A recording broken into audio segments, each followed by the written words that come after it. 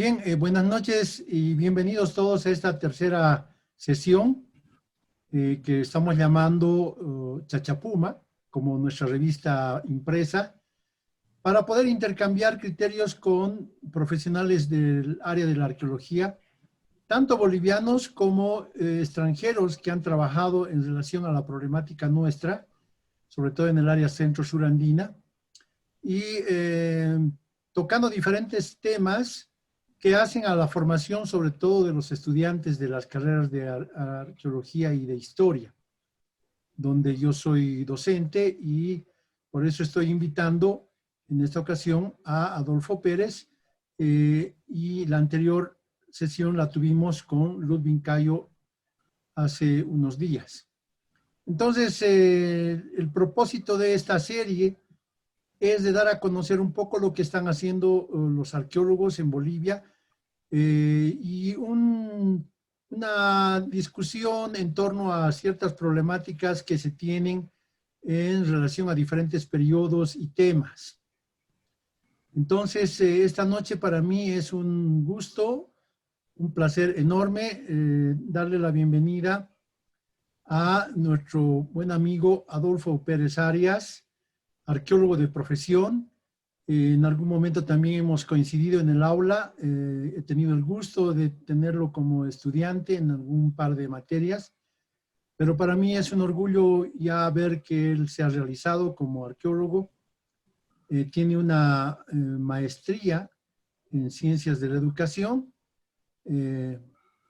concretamente en educación superior, y actualmente es docente de la carrera de arqueología y docente investigador del Instituto de Investigaciones Arqueológicas y Antropológicas de la misma carrera en la Universidad Mayor de San Andrés, donde también estamos compartiendo ese espacio, ¿no? Entonces, le he pedido a Adolfo que nos haga el favor de hablarnos de un tema en concreto, pero antes que nada, quiero darle la bienvenida y que nos dirija algunas palabras.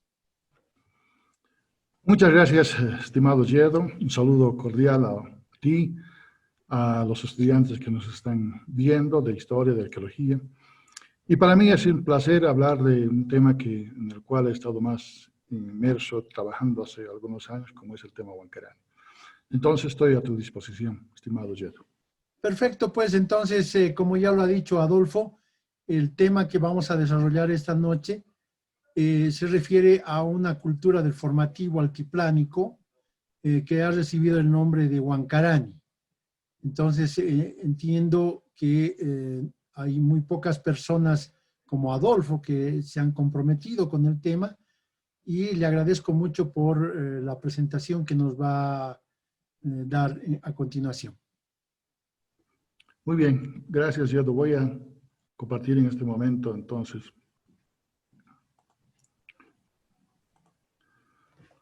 Bueno, entonces, muy buenas noches de nuevo. Otra vez reitero mi agradecimiento al licenciado Yegu Sagárnaga por la invitación para hablar de este tema que es muy importante en la arqueología boliviana, ¿no? Entonces, la charla de hoy es referida al periodo formativo en el altiplano boliviano y específicamente a la cultura Huancarani. Como decía mi colega Yedu, son muy pocas personas las que están estudiando este tema. Entonces, los datos todavía son muchas veces preliminares, pero de todos modos son siempre un adelanto para proseguir con mayores investigaciones, ¿no? Entonces,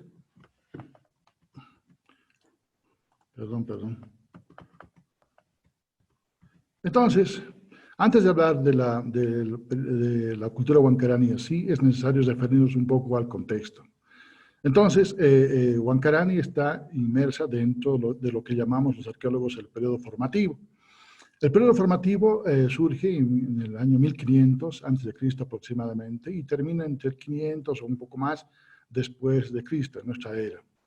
El periodo formativo en el altiplano de los Andes centro-sur, es un gran espacio de tiempo en el que se han dado muchos cambios sustanciales, ¿no? Especialmente se toma en cuenta la transición paulatina, por ejemplo, en el modo de organización sedentario en aldeas y comunidades. También hubo una transición hacia la domesticación de plantas y animales.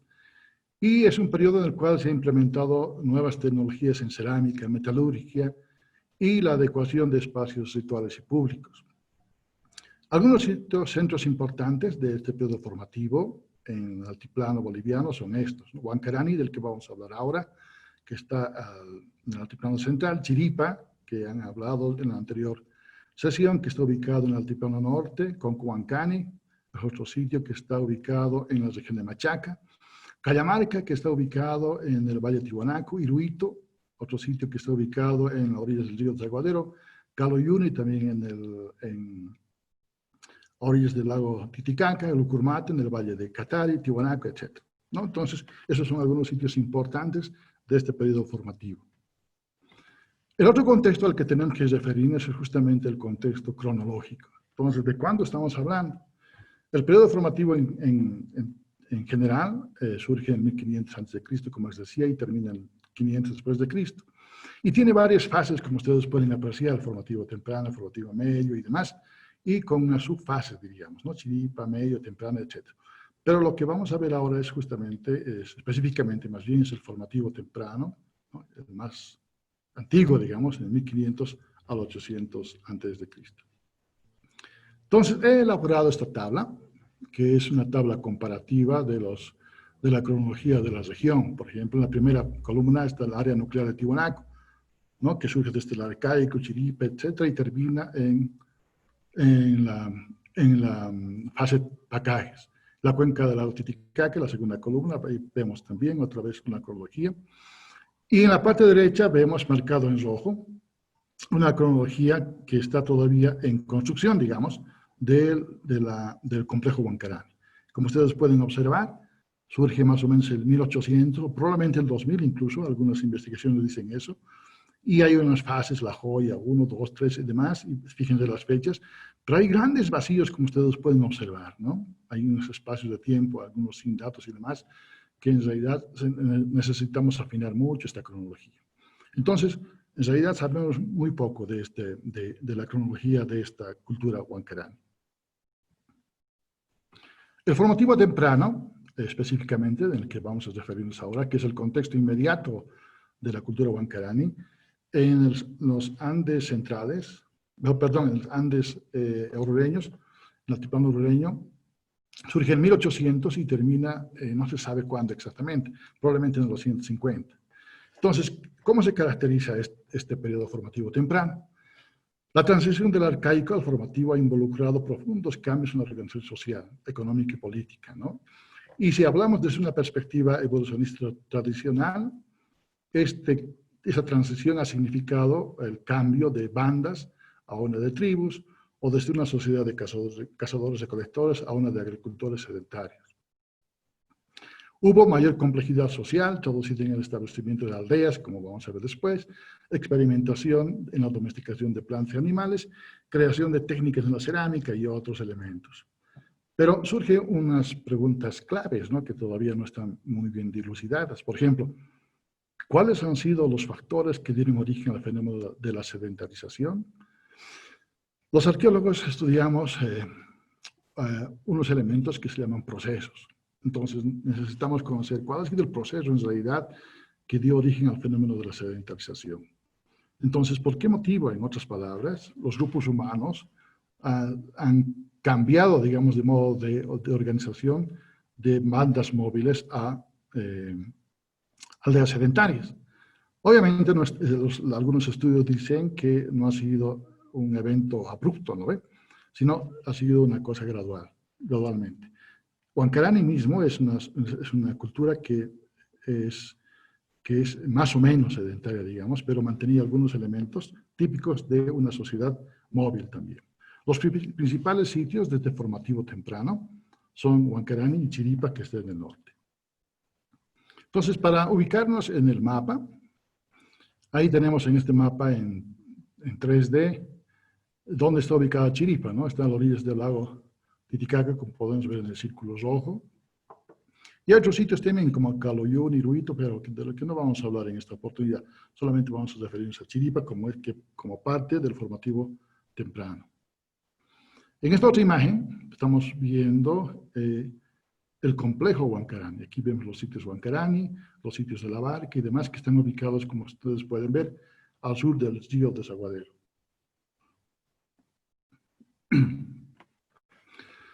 En cuanto a la investigación arqueológica en sitios del periodo formativo temprano, no pretendo hacer una cronología, ¿no? Una revisión exhaustiva de todo lo que se ha trabajado antes en Chiripa y en Huancarani, porque solamente me voy a referir a lo que yo he trabajado en el complejo Huancarani. Entonces, son dos imágenes comparativas, digamos, para ver la diferencia que existe entre estas dos culturas. El complejo Huancarani, para empezar, es más antiguo, que pudo haber surgido entre el 2000 y 1800, Chiripa en 1500. Y estamos viendo las imágenes, en la imagen de la izquierda, una es la presentación de una cabeza de llama y en la derecha la famosa lápida Chiripa. La diferenciación, ¿no?, que se puede observar en esto. También hubo diferenciación en la arquitectura.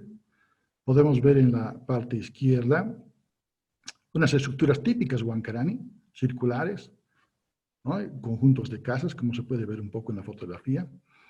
Y en la derecha podemos observar una estructura rectangular, ¿sí?, de una estructura ceremonial en Chiripa. Entonces hay algunas diferencias bien marcadas entre ambas culturas, por lo menos en lo que a arquitectura se refiere. Ahora, refiriéndonos específicamente a lo que es Huancarani, como ya hemos dicho, esta cultura ha surgido entre el 2000 y el 1800 a.C. y se ha desarrollado en el periodo formativo que ha culminado aproximadamente entre el 200 y 300 después de Cristo. Estas aldeas Huancarani se asentaron en las regiones secas del norte del lago Popó, como podemos observar en la fotografía superior de la derecha, ahí, y especialmente en la cuenca sur del río Desaguadero, como vemos en la fotografía inferior. Vemos el río Desaguadero, algunos cerros naturales, y vemos en los círculos unos pequeños cerros en los cuales están ubicadas las aldeas Huancarani, ¿no? Entonces están más o menos cerca de los recursos acuíferos, como vemos en este momento. ¿Por qué se llama complejo? Bueno, algunos autores lo denominan así porque se tratan de conjuntos de aldeas, ¿no?, que se han ubicado especialmente en el departamento de Oruro, en La Paz, que es el sitio tipo de Huancarani. Está ubicado a 2 kilómetros, según Ponce San Ginés, del balneario de Vizcachán. Y también existen algunos sitios de este tipo en el departamento de Cochabamba, que algunos autores lo denominan la cultura de los túmulos, por ejemplo, ¿no?, algunos autores tempranos. ¿Cuál era el patrón de asentamiento de las culturas Huancarani? El patrón de asentamiento significa, o sea, se refiere a la manera en que los humanos se asienten en el paisaje. Entonces, las aldeas Huancarani se han ubicado en forma de montículos, en sitios de fácil acceso a recursos básicos, como el agua, como estamos viendo acá en la fotografía, el río Desaguadero, espacios de pastizales y de cultivo. Obviamente en esos tiempos el medio ambiente era diferente a ahora, ¿no? Esta fotografía actual podemos ver lleno de salitre. El territorio no apto para cultivos, pero en esa época era ligeramente diferente el medio ambiente. Entonces, en muchos casos las aldeas fueron creadas al pie de pequeños cerros. Y esta es una característica bien importante, ¿no?, típica de Huancarani. Las aldeas, como en este caso en el círculo rojo, están ubicadas siempre, casi siempre, hay también sitios Huancarani que no tienen este patrón, están ubicadas a pie de pequeños cerros y siempre al lado este de los cerros. Ahora, existen algunas teorías, hipótesis respecto a por qué están ubicadas las aldeas al pie de los pequeños cerros. Y hay 3 básicas, ¿no?, que es una guerra. ¿Qué significa esto? Que los cerros pudieron haberse utilizado como un lugar fácilmente defendible, digamos, en caso de conflicto entre las aldeas. Sin embargo, en las investigaciones que yo he realizado, he hecho algunas prospecciones y exploraciones de los cerros y nunca he encontrado algún material que indique que hubo algún tipo de actividad bélica. Por ejemplo, puntas de proyectil, proyectiles de boleadoras o alguna estructura defensiva, ¿no?, a modo de pucara, digamos. No existe ese tipo de elementos. Entonces, es un poco difícil afirmar que los cerros pudieron haber servido como refugios, ¿no? Como lugares para defenderse de ataques de otras aldeas. La otra hipótesis es que los cerros pudieron haber servido como fuentes para la captación de agua en época de lluvias. Bueno, es probable que pudo haber ocurrido eso, pero también si observamos, el río Desaguadero está a unas pocas decenas de metros de los sitios Huancarani, y el río Desaguadero siempre ha sido una fuente, ¿no?, inagotable, digamos, de agua fresca para estos grupos humanos. Entonces es un poco debatible esta hipótesis de fuentes de agua. La tercera hipótesis es la que dice que los cerros pudieron haber servido como atalayas para observar y vigilar los rebaños de caméridos, llamas, alpacas, vicuñas y demás. No nos olvidemos que la cultura huancarani era eminentemente pastora, ¿no? Entonces, es probable que el cerro sirva como una atalaya para observar justamente las caravanas de llamas, que era parte de su modo de vida, y también los rebaños de caméridos salvajes, como las vicuñas, alpacas y demás para las casas, ¿no? Pero en realidad no están confirmadas estas hipótesis. Pero sigue estando todavía la pregunta, ¿no? ¿Por qué están ubicadas al pie de los cerros? Entonces todavía se necesitan mayores investigaciones para esto. Ahora hablemos un poco de su organización sociopolítica y económica de los sitios. ¿Cómo estaban organizadas sociopolítica y económicamente las aldeas Huancarani? La sociedad Huancarani consistía en aldeas, como ya hemos visto, autónomas más que políticas integradas. Estos pequeños asentamientos de no más de 2 hectáreas, como vemos aquí en las figuras, no tenían relaciones jerárquicas marcadas entre sí. Es decir, que las relaciones entre ellos eran más de carácter funcional que jerárquico o político. ¿Qué significa esto, no? Entonces, existen aldeas, hay una gran variedad primero de tamaños de aldeas, como vemos aquí esta figura. Chuquiña, que es una de las aldeas mayores, que tiene 1.6 hectáreas de área, 6 metros o más probablemente de altura. La Barca, que es un sitio más o menos intermedio, que tiene 6 metros de altura y 0.71 hectáreas. Puzno, que es de los sitios más pequeñitos, que tiene 2 metros de altura y 0.31 hectáreas de área. Entonces, uno, si intenta conocer cómo estaban organizados sociopolíticamente estas aldeas, uno, basándose en la teoría del lugar central, podría asumir que el sitio grande es el que, en realidad, el sitio principal en todo ese sistema de asentamientos, ¿no? Y los demás serían como sitios que estaban supeditados, digamos, a este. Sin embargo, las investigaciones no muestran eso, ¿no? Lo que pasa es que la diferenciación de tamaños de las aldeas Huancarani estuvieron más ligadas a la funcionalidad que cumplían dentro de ese sistema de asentamiento.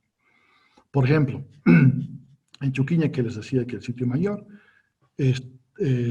estaba compuesto más de casas habitacionales, todo el sitio, y alrededor del sitio enterramientos humanos, ¿no? Entonces era más habitacional este sitio de Chuquiña.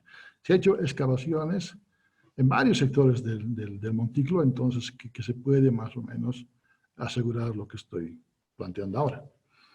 En el sitio de la Barca, que es un sitio intermedio, también existen estructuras habitacionales domésticas, pero en este sitio se ha encontrado un taller cerámico comunal, del que vamos a hablar un poco más adelante.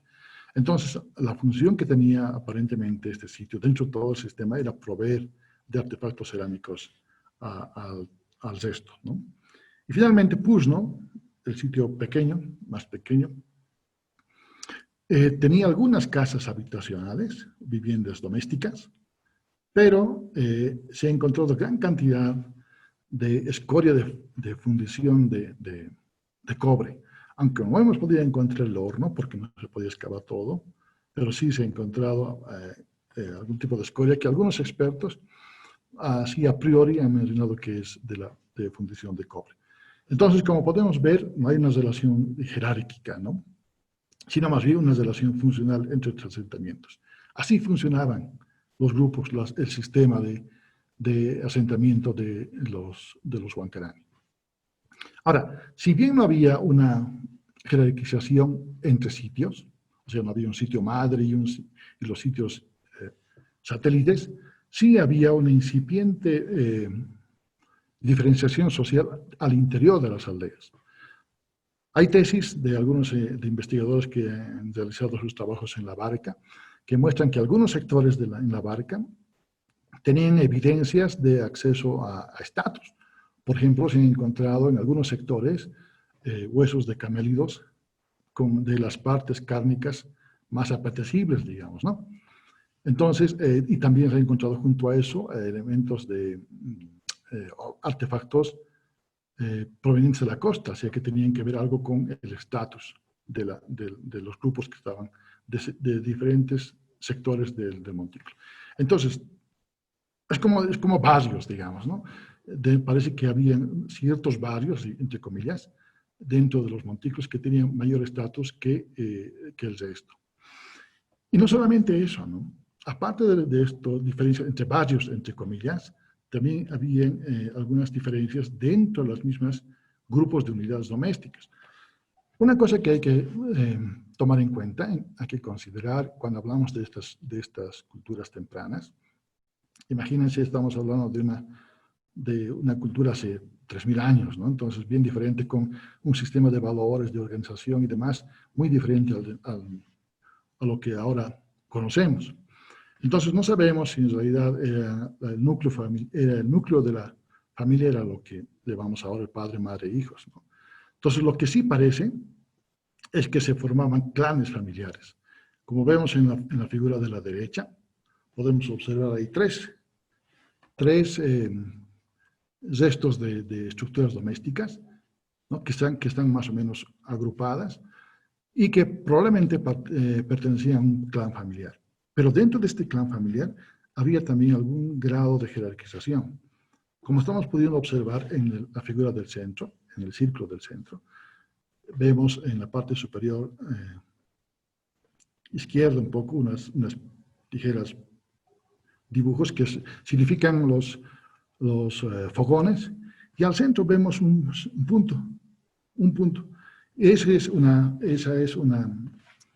un depósito que solamente existe en esa casa del centro y no existen los demás. Entonces, aparte de los elementos que se han encontrado, parece que hay una ligera jerarquización dentro incluso de los clanes familiares, ¿no? Resumiendo entonces, no hay una jerarquización política entre sitios. Sí hay una diferenciación de estatus dentro de los sitios y también dentro incluso de los clanes, de los grupos, ¿no? de viviendas de los clanes familiares. Hasta ahí se ha podido investigar a este respecto en los huancaranis.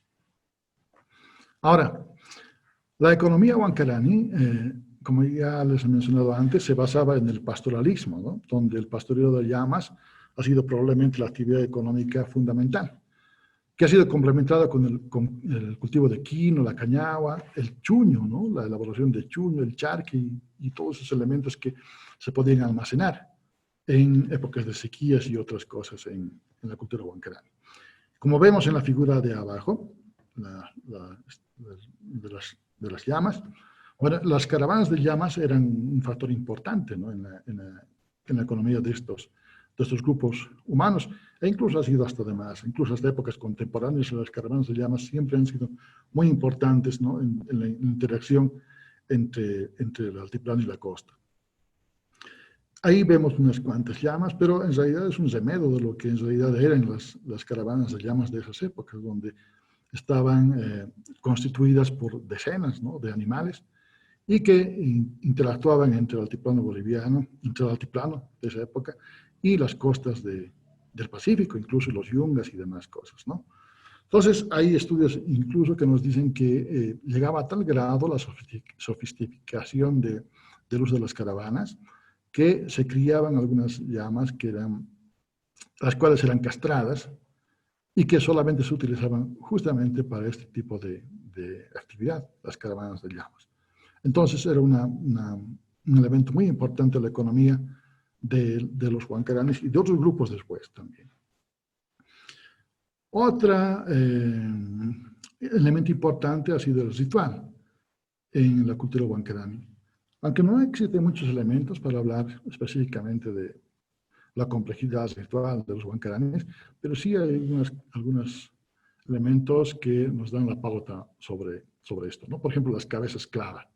Como vemos en la fotografía acá, hay una representación de una cabeza de camérido en piedra, que existen en algunos sitios huancaranes, no en todos.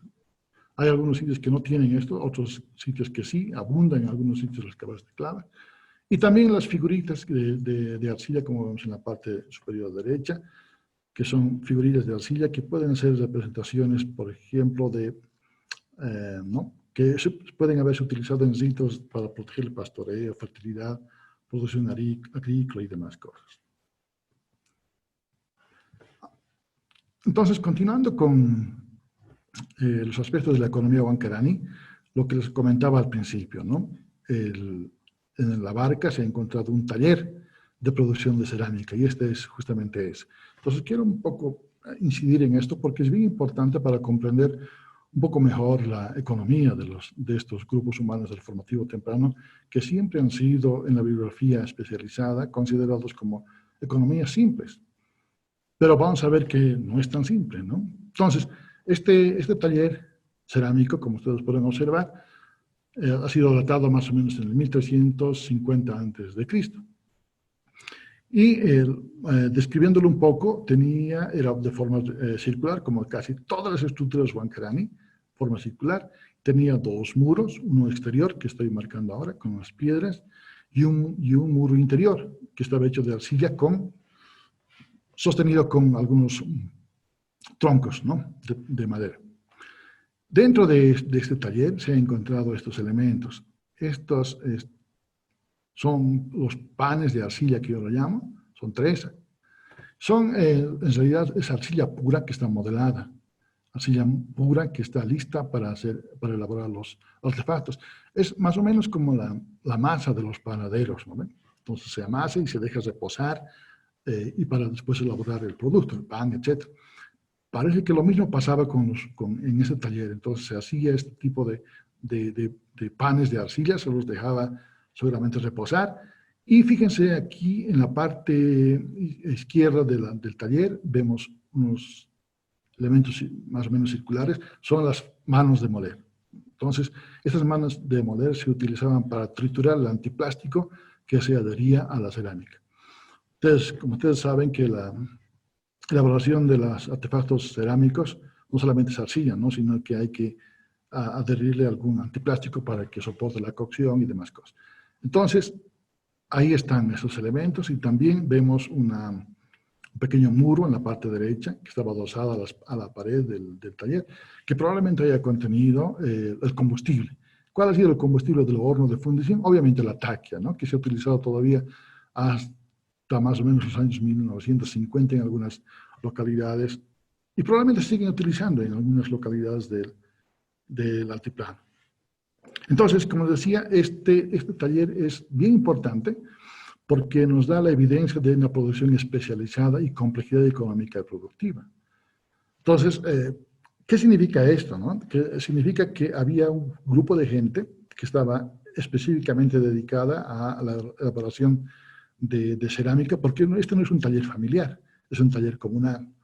Entonces había gente que se dedicaba a esto y que tenía que ser retribuida, digamos, por toda la población con algún otro tipo de elementos, cosa que demostraba justamente esta complejidad, ¿no? Entonces no eran tan simples los huancaranes, entonces había mayor especialización y complejidad económica y productiva en este grupo, en esta cultura temprana. Quiero seguir incidiendo en el taller porque es bien importante para los arqueólogos, como os voy a decir voy a mencionar más adelante. Aquí hay unas mejores imágenes, ¿no? Aquí está la mano de moler con la que se trituraba el antiplástico, que estaba mayormente compuesto por arena, rocas volcánicas, cuarzos y demás. Y aquí hay una parte en el centro que vemos un fragmento del piso de arcilla, que todo el taller estaba cubierto por este piso de arcilla. Aquí está el pan de arcilla que les he comentado antes. Y aquí en la parte derecha, bueno, no se aprecia bien, pero ahí estaba el recipiente con los restos de antiplástico, ¿no? Con los materiales que les decía antes. Arena, roca volcánica, cuarzo y demás. Este contexto, que nosotros los arqueólogos llamamos un contexto sellado o de facto, perdón, es muy importante porque nos da información de primera mano, ¿no? Cuando hablamos de un contexto sellado de facto, significa que un evento fortuito ha ocurrido acá y, por ejemplo, un derrumbe del taller y ha dejado las cosas listas para que el arqueólogo encuentre en el futuro y tal como estaban funcionando las cosas, ¿no? Un ejemplo de un contexto de sellado de facto mundialmente famoso es Pompeya, por decir. Entonces, la erupción del volcán en el 79 de nuestra era sellado, digamos, el contexto de Pompeya y Herculano, y los arqueólogos han llegado después y han encontrado justamente, ¿no?, todos estos elementos tal como estaban siendo utilizados en ese momento. Lo mismo ha pasado aquí en Huancarani. Entonces, en este taller ha pasado justamente eso, ¿no? Entonces, por eso están todavía en su lugar de producción los panes de arcilla y lo demás, y pudo haber ocurrido, como les decía antes, algún tipo de evento que ha sellado por suerte para los arqueólogos este contexto, y que nos da valiosa información respecto a la economía de los huancaranes.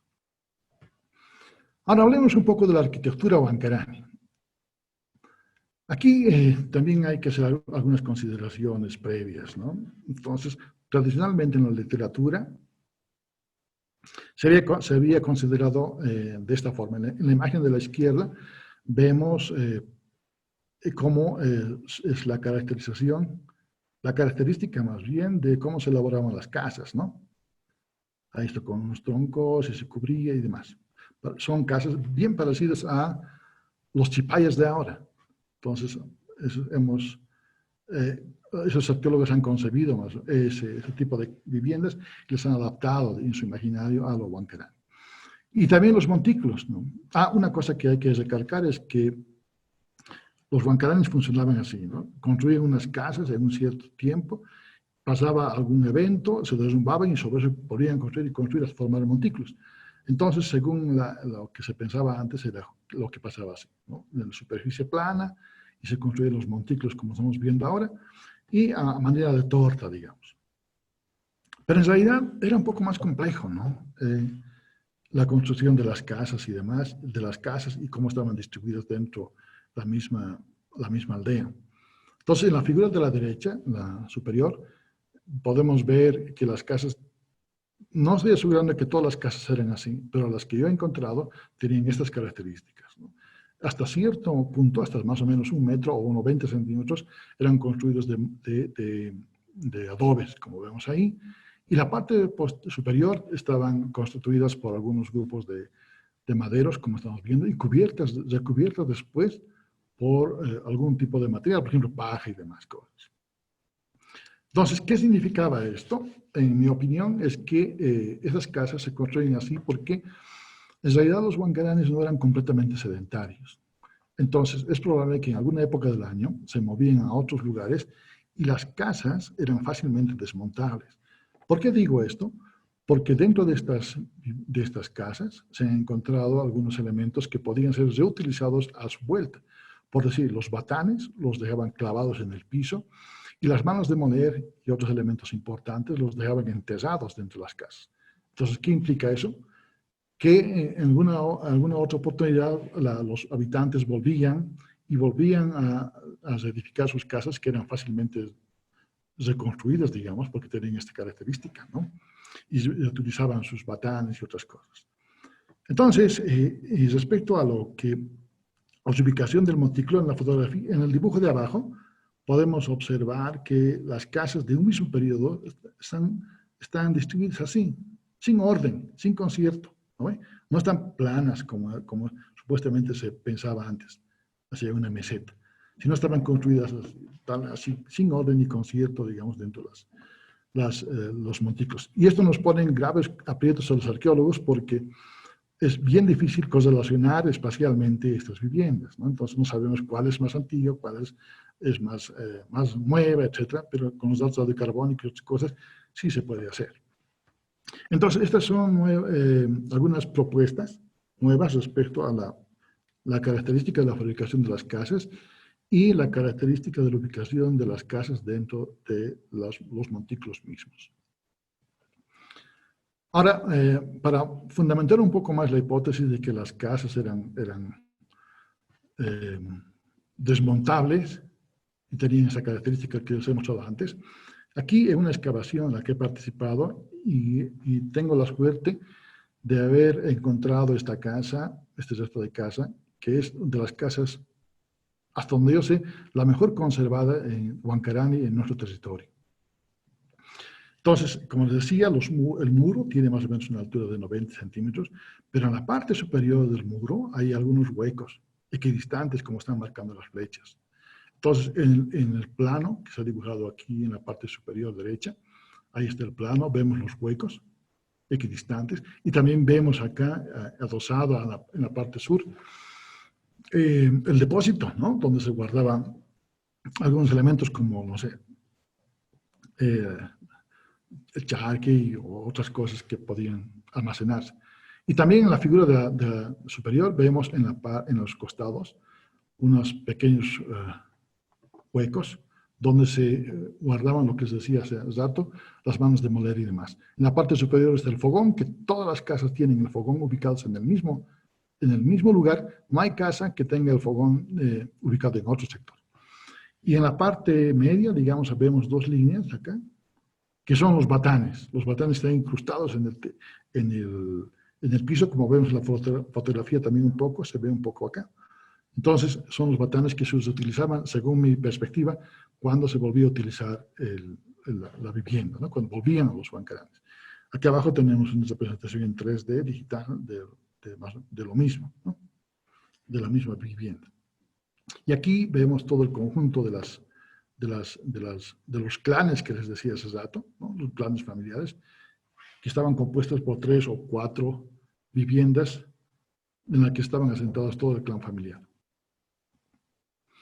Y aquí la representación un poco más gráfica de lo que les comentaba hace rato, los huecos, los palos, el depósito, y a la derecha una representación que hay que mejorar, obviamente, solamente es una idea básica de cómo pudo verse construido este tipo de casas, ¿no? Entonces, una técnica en la arqueología muy recurrente últimamente es justamente esta, ¿no? La de representar en 3D los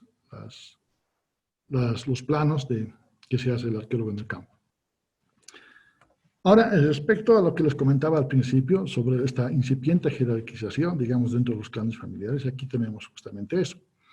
En la izquierda está el plano de excavación. Todos estos cuadrados son las unidades de excavación, las tres casas, ¿no? Con la del centro que tiene este depósito.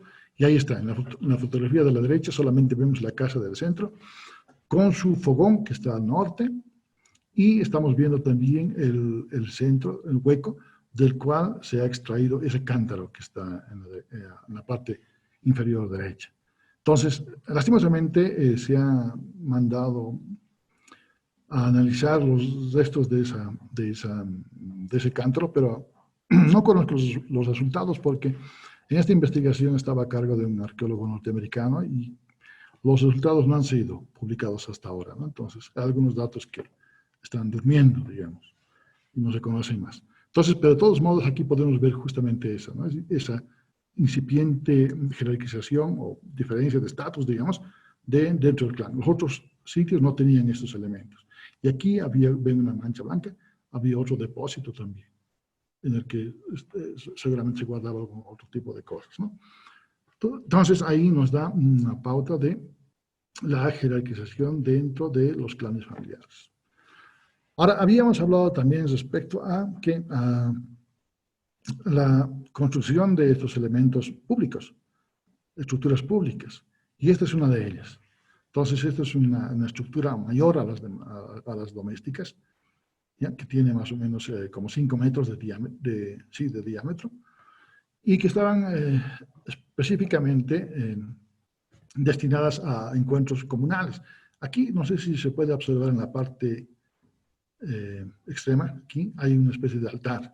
Entonces, eso nos da la pauta de justamente eso, ¿no? Su actividad comunal, ritual, etcétera, de esta estructura. Entonces, aquí podemos ver esta fotografía del montículo, parte del montículo, las excavaciones y justamente la estructura esta ceremonial y pública. Y aquí un servidor, ¿no? Observando justamente la excavación. Bueno, entonces, ya que hemos hablado sobre la economía y la organización social y económica de los huancaraníes, ahora les quiero mostrar un poco, caracterizar un poco las tres aldeas, los tres montículos en los que he trabajado. Entonces, Chuquiña, como os decía hace un momento, es el montículo mayor, ¿no? La aldea mayor que tiene, ahí fíjense, que está ubicada justamente al pie, siguiendo el patrón, al pie de este cerro natural. Y quería esta fotografía que vean, porque aquí podemos tener una idea, ¿no? Del tamaño del montículo en relación a una población actual. Este grupo de casas es de una población actual, obviamente, y que ha servido lastimosamente, han utilizado de cantera, ¿no? Para hacer adobes y demás, para construir las casas. Bueno, la gente a veces no está muy consciente del daño al patrimonio que se hace con estas acciones, ¿no? Y eso no es nada. Este montículo Huancarani está dentro de los predios de la empresa minera Inti-Zaimi, una empresa que explota ahora en oro en el departamento de Oruro. Y lastimosamente se ha aplanado la parte superior, como ustedes pueden ver, con maquinaria pesada, y se ha utilizado el montículo como parqueo de esos camiones enormes o tracks que denominan ellos, ¿no? Entonces, realmente ha sido un daño muy fuerte y que se ha perdido aproximadamente 2 metros de la parte superior del montículo. Y después de eso, bueno, ha habido algunas gestiones de las autoridades del ramo del Estado en que se ha pedido que se preserve el montículo y recién se han realizado algunos estudios, ¿no? Pero de todos modos el daño ya ha sido causado, ¿no? Entonces, este es Chuquiña, el sitio más grande de la región. Igual mantiene el patrón de asentamiento al pie de los cerros, en montículos y cerca del río Zacodera, como podemos ver en la parte superior de la fotografía. La Barca es otro sitio importante que por suerte ha sido menos disturbado que Chuquiña. Es un sitio de tamaño medio, mantiene el patrón. Aquí vemos el cerro, está ubicado justamente a pie del pequeño cerro y también cerca de la fuente de agua como es el río Desaguadero, ¿no? Entonces, en este sitio es donde se ha encontrado el taller cerámico y lastimosamente ha sido objeto de algunas, no digamos excavaciones, sino se han escarbado, ¿no? Se ha disturbado la superficie por algunos gente probablemente del lugar. Como siempre, ¿no? Con esta idea de que existen algunos metales preciosos como oro y demás, pero en realidad no existe este tipo de cosas, ¿no? Solamente lo que van a encontrar es cerámica y huesos, ¿no? Que no tienen valor si uno no es arqueólogo, digamos. De todos modos ha sido disturbado, pero en líneas generales es uno de los mejores conservados. Y finalmente, el sitio más pequeño, Puzno, que como les decía anteriormente, tenía la función de fundir, ¿no? Es un lugar donde se hacía fundiciones, aunque no hemos encontrado el horno porque no se ha excavado obviamente todo el montículo, pero sí había ese tipo de restos. Entonces, igual, este sitio ha sido igual, fuertemente disturbado por gente de ahora y ha sido escarbado y demás, y se ha perdido mucha información, ¿no? No existe una política de conservación de estos sitios. Sería interesante plantear que se les pueda reconocer como patrimonio y entonces se podría implementar alguna política de protección para que no se sigan destruyendo más estos sitios tan importantes, ¿no? Es importante porque son las primeras aldeas semisedentarias en la historia de ocupación del altiplano. ¿Y cómo se han obtenido esos datos? Bueno, excavando, ¿no? Entonces, excavaciones arqueológicas, se han hecho excavaciones, como pueden ver en la parte de la izquierda, muy profundas, porque como les decía, algunos montículos tienen más de 6 metros, ¿no? Entonces se ha utilizado escaleras y todo el asunto, pero el esfuerzo ha valido la pena porque se han encontrado aquí restos de las estructuras circulares y también estos conjuntos de estas cerámicas, manos de moler, asadas para las funciones agrícolas y demás. Entonces, todo este material nos ha dado la pauta para justamente armar lo que les he comentado hasta el momento. Respecto a los enterramientos huancarani, es bien interesante esto. No existe un patrón, ¿ya?, respecto a cómo enterraban a sus muertos. En la cultura chiripa, algunos autores decían que se enterraban los muertos bajo los pisos de las casas, ¿no? Pero en Huancarani no existe. Cuando hemos encontrado las casas, hemos hecho algunos sondeos y no se han encontrado enterramientos dentro de las casas. Entonces tenían otro patrón de enterramiento. En la figura de la izquierda podemos observar un cuerpo en una posición sui generis, ¿no? O sea, no sabemos, parece que al pobre lo han arrojado ahí a la tumba, digamos, y lo han dejado tal como ha caído. Entonces, es interesante ver, y no solamente es este enterramiento, sino había decenas de este tipo de entierros, ¿no? Sí, con esas características. Una cosa que me llamó la atención es justamente la deformación craneana que ya existía en periodos tan tempranos, ¿no?, que ha sido tan evidente después en Huancarani y en Pacajes también, posteriormente. Bueno, pero el hecho es de que existen en Chuquiña muchos de este tipo de entierros así, medio extraños, ¿no?, sin cumplir ningún tipo de patrón que se ha podido evidenciar. Habría que excavar algunos más sitios y ver si realmente este tipo de enterramientos se siguen repitiendo, ¿no? Pero después, ya en periodos más tardíos, al final ya de Huancarani, se encuentra este tipo de entierros ya que tienen un poco más relación con entierros posteriores, ¿no?, en esta forma. Entonces, en posición sedente, aquí podemos ver justamente eso. Y había varios de esos también. Entonces, todavía los enterramientos, la forma de enterrar, el patrón de enterramientos, la forma de la ubicación de los cuerpos y demás, hay que todavía seguir investigando más los huancaranis.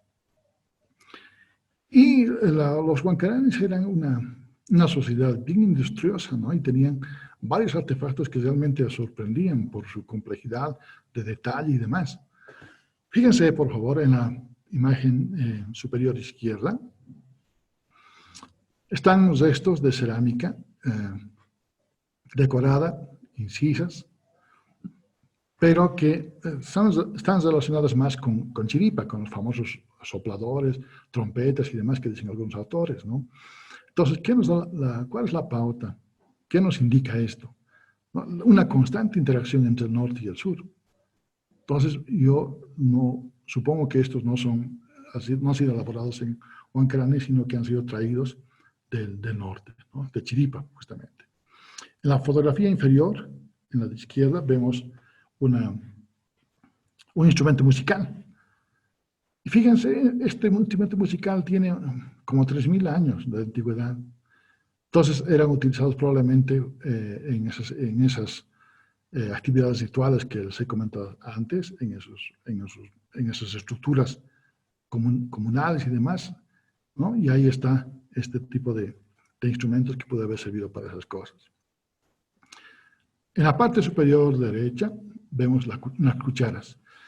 Yo les quiero comentar, no sé si mi colega Yedú ha encontrado estos elementos en otras investigaciones, pero yo, excavando contextos tiwanaku o formativos un poco más tardíos, nunca he visto cucharas. No he encontrado cucharas, pero en Huancarani es bien común encontrar las cucharas. En esta tipo de cuchara, por ejemplo, es un poco más delta, digamos, porque está pulida con engobe y demás. Hay cucharas un poco más rústicas, pero existen tipo de cucharas.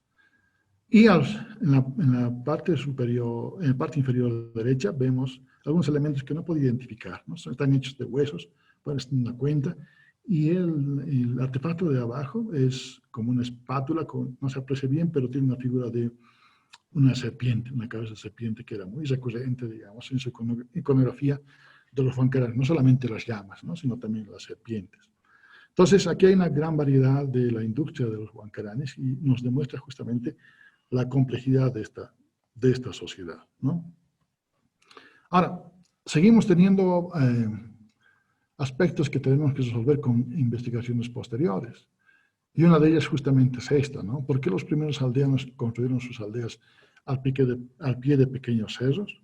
Y hemos hablado de las posibles causas: defensa, captación de aguas, resguardo del viento, que me he olvidado mencionar, ¿no? Que supuestamente están ubicados en un sector del cerro para cubrirse del viento, pero como les decía antes, están hacia el este. Y yo he visto las cartas de la dirección de los vientos, y es justamente al revés, ¿no? Se sopla más por el este y entonces estaría más expuesto al viento. Entonces tampoco funciona mucho esta hipótesis del resguardo del viento.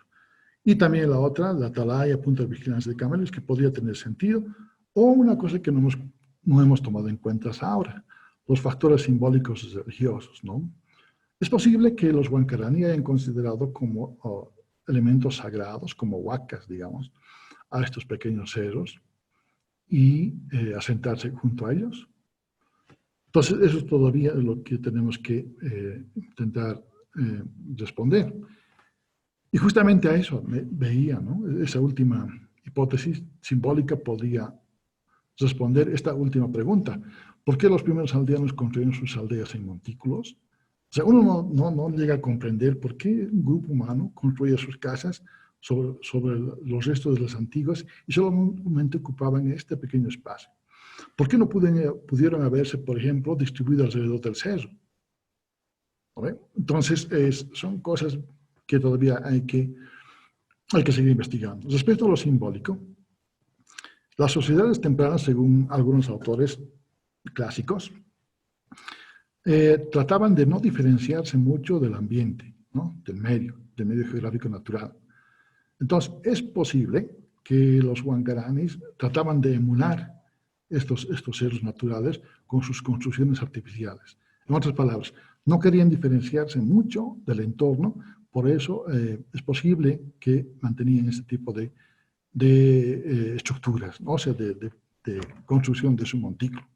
Obviamente es una hipótesis que hay que probarla y demás, porque no hay hasta el momento otras hipótesis que puedan respetar eso, ¿no? Entonces yo les invito, sí, a los estudiantes, colegas y demás, que tratemos de ver tratar de responder esta interrogante. ¿Por qué son montículos y por qué están al pie de los pequeños cerros? Entonces, con esta imagen de mis estudiantes haciendo una excavación arqueológica en medio de este panorama de neblinas en el sitio de Iruito, quiero agradecer nuevamente a Yadu Sagárnaga por la invitación y por haber permitido compartir estos momentos con algunos datos que hasta el momento se ha podido recolectar de Huancarani. Y como ustedes pueden ver, es una cultura bien interesante, es la primera asentada en el altiplano boliviano, por eso justamente es importante, y por esa particularidad de su patrón de asentamientos en montículos al pie de pequeños cerros y demás, ¿no? Y otra cosa más enigmática todavía es, ¿qué pasó con los Huancarani después? ¿Qué pasó en el 250? ¿Por qué los montículos han sido abandonados abruptamente en el 250 de nuestra era aproximadamente? ¿Dónde ha ido esa gente? Ha subido al norte, se ha ubicado a orillas del lago Titicaca. Son los precursores de lo que llamamos los carangas. ¿Tienen algo que ver con los chipayas actuales? O sea, es un montón de preguntas que todavía hay que seguir investigando y respondiendo, ¿no? Muchas gracias por su atención, estimados Yedo y estudiantes. No, pues, Fito, los agradecidos somos nosotros. Ha sido una magnífica exposición. Y como tú decías, ¿no? Hay más interrogantes que respuestas. Y pese a todo lo que se ha avanzado, todavía lo que se conoce es insuficiente, es muy poco.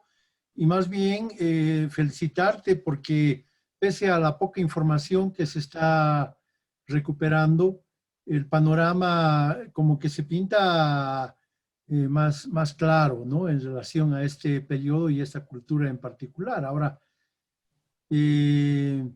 por supuesto que nuestra principal preocupación es el mantenimiento de las investigaciones. Tus trabajos datan ya de hace bastante tiempo Me parece que entre el 2002 y el 2004, algo así, has trabajado, ¿no es cierto? Y yo creo que son las instancias gubernamentales las que tienen que fomentar la investigación, porque proyectos como el que tú has llevado a cabo con Berman, también participó Carlos Fox. Darko, ¿cierto? Sí. Nos abren nuevas posibilidades, nuevas perspectivas, no solamente de investigación, ¿no? Sino de conocimiento de nuestro pasado, que en suma significa nomás pues la recuperación de nuestra identidad, ¿no? Eh, Precisamente en relación a varias de las preguntas que se han generado, yo quisiera que nos amplíes un poco la idea del sedentarismo, que podríamos llamarle cíclico, ¿no? Porque todavía hoy en día algunas comunidades etnográficas tienen un decurso en un territorio a lo largo del año, ¿no? Y por eso se dice que son cíclicas. ¿Tú crees que pasaba algo así con los huancaraños? Yo creo que sí, Yedo, porque como les he comentado hace rato, la forma de las casas y demás cosas nos da la pauta justamente de que la ocupación de los montículos huancarani eran cíclicos, como dices, y solamente en algún tiempo, en algún periodo del año. Ahora, lo que no sé es que si se movían de aldea a aldea, o yo pienso que más probablemente se movían de región en región. Entonces, probablemente se desocupaba, por decir, todo el sector de la Barca, todo el sector de la Joya, y se movía todas las aldeas, por ejemplo, a Cochabamba, por decir, ¿no ve? Entonces, esta cuestión del sedentarismo es más o menos evidente, digamos, por los datos que se ha podido recolectar de los huancaranes. Lo que hay que tomar en cuenta es que no hay que considerar que hay una ruptura inmediata, ¿no?, entre móvil y sedentario. Es todo un proceso. Entonces, los huancaranes justamente están en medio de eso. Los huancaranes son justamente una proyección, digamos, de ese evento de transición, de ese proceso de transición entre los móviles y los sedentarios. Yo estoy casi seguro de eso, ¿no? Entonces, yo siempre afirmo donde puedo que los huancaranes son siempre semisedentarios y todavía mantienen esta organización móvil en algunos espacios del año. Uh-huh, uh-huh.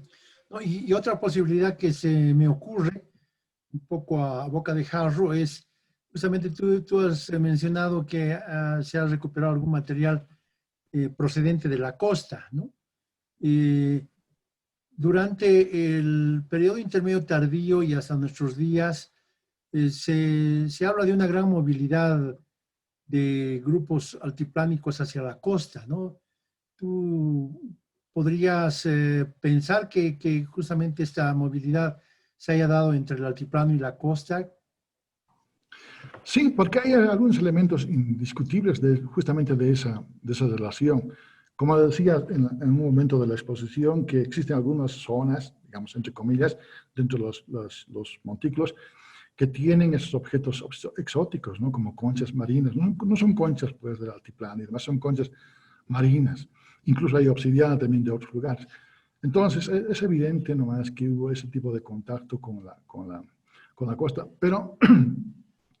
Pero aquí hay un problema, ¿no? Entonces, solamente los artículos, esos suntuarios, son los que se han preservado en el registro arqueológico de esta interacción con la costa. O sea, no existe, por lo menos, por ejemplo, algún tipo de especies de peces marinas, por decirte, ¿no?, que se pueden haber consumido en Huancarani y demás.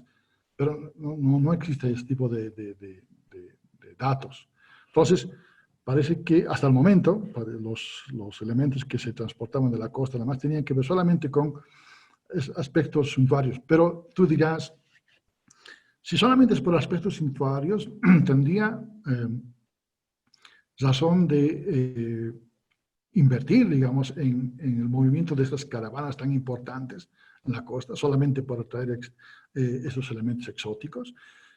Entonces, no se transportaba algún otro tipo de material que probablemente en el registro arqueológico no se haya mantenido. Uh-huh. Entonces, todavía hay que pensar un poco en eso, ¿no? Yo dudo que solamente se haya implementado las caravanas con todo lo que implica decenas de llamas, gente, los que conducían las caravanas, alimento, la logística, ¿no?